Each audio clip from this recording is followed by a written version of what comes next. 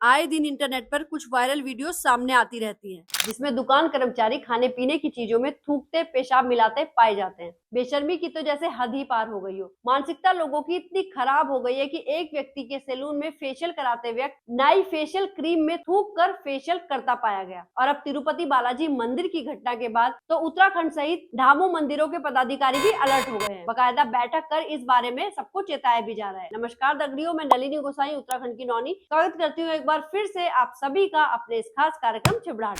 अब एक और महापाप होने की खबर सामने आई है, जो कि भारत के एक प्रसिद्ध मंदिर तिरुपति बालाजी मंदिर की है। मंदिर का मुख्य प्रसाद लड्डू है, जो कि बड़ी संख्या में हर रोज बनाए जाते हैं। इस लड्डू की रेसिपी को कभी भी सार्वजनिक नहीं किया गया है। भगवान वेंकटेश्वर को चढ़ाए जाने वाले इस लड्डू का 309 साल पुराना इतिहास रहा है। यही नहीं, इस लड्डू को सालों पहले जीआई टैग भी मिल चुका है। सूत्रों के मुताबिक मंदिर में हर दिन करीब 3 लाख लड्डू बनते हैं और इन्हीं लड्डू को बनाने में करीब डेली 1000 किलो घी लगता है। एक लाइव रिपोर्ट में पुष्टि की गई है कि लड्डू जिसे घी से बनाते हैं, उस घी में पशु चर्बी और फिश ऑयल इस्तेमाल किया जा रहा था। मुख्यमंत्री चंद्रबाबू नायडू ने दावा करते हुए कहा था कि पिछली सरकार के समय यहाँ के लड्डुओं में जानवरों की चर्बी मिलाई जाती थी। यह बात एकदम सही भी पाई गई। मंदिर के प्रबंधन बोर्ड तिरुमाला तिरुपति देव संस्थानम यानी कि टीटीडी ने बताया कि मंदिर को 5 कंपनियां घी सप्लाई करती है, जिसमें से एक कंपनी के घी में मिलावट पाई गई है। घी के सैंपल की जांच रिपोर्ट में फैट रीडिंग 20 थी, जबकि शुद्ध घी की रीडिंग 95.6 से 104.32 होनी चाहिए थी। तथ्य तो ये भी सामने आए हैं कि इतना तो घी का उत्पादन भी नहीं है जितना इन लड्डुओं को बनाने में लग जाता है। इस खबर से देश भर के लाखों करोड़ों श्रद्धालु की आस्था को ठेस पहुंची है। हजारों लोगों की भावनाएं इससे आहत हुई है। लोगों को लग रहा है कि उनका धर्म भ्रष्ट हो गया है, उनका शरीर शुद्ध नहीं बल्कि अपवित्र हो गया है। और हो भी क्यों ना, भारत में कई ऐसे लोग रहते हैं जो प्याज और लहसुन तक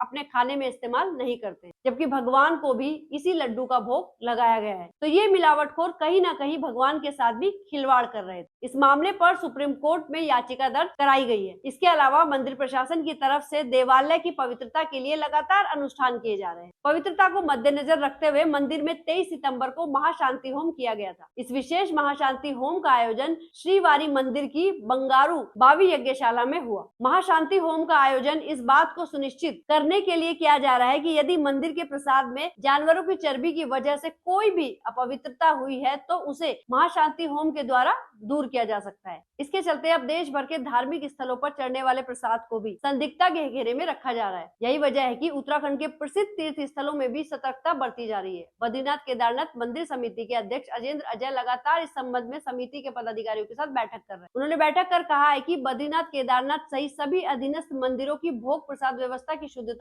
बनी रहे, इसके लिए कड़ी नजर रखी जा रही है। समिति के मुख्य कार्याधिकारी विजय प्रसाद थपलियाल ने बताया कि समिति द्वारा प्रसाद में सूखे पदार्थों का उपयोग किया जाता है। उन्होंने दानी दाताओं से अनुरोध किया है कि भगवान के भोग के लिए उच्च गुणवत्ता की खाद्य सामग्री दान करें। उपायुक्त खाद्य संरक्षण एवं औषधि प्रशासन जी.सी. कंडवाल ने कहा है कि भोग प्रसाद की खाद्य सामग्री को दान और क्रय करने के लिए एसओपी तैयार की जानी चाहिए। साथ ही मिलावटी घी मक्खन को लेकर भी उत्तराखंड के स्वास्थ्य सचिव डॉक्टर आर राजेश कुमार के निर्देश पर प्रदेश भर में छापेमारी शुरू कर दी गई है। इसके तहत नामी कंपनियों के घी एवं मक्खन के सैंपल भी कलेक्ट किए जा रहे हैं। वहीं यूपी के मुख्यमंत्री योगी आदित्यनाथ ने भी खाने पीने की चीजों में मानव अपशिष्ट मिलाने की घटनाओं पर सख्त रुख अपनाते हुए प्रदेश के सभी ढाबों और रेस्टोरेंट के मालिक और कर्मचारियों का नाम और पता लिखना अनिवार्य कर दिया है। उन्होंने ये भी कहा है कि ऐसी हरकत करने वालों पर कठोरतम कार्रवाई की जाएगी। कुल मिलाकर सभी राज्यों को इस घटनाक्रम से प्रभावित होते देखा जा सकता है। फिर भी सवाल यही है कि इस कलयुगी दुनिया में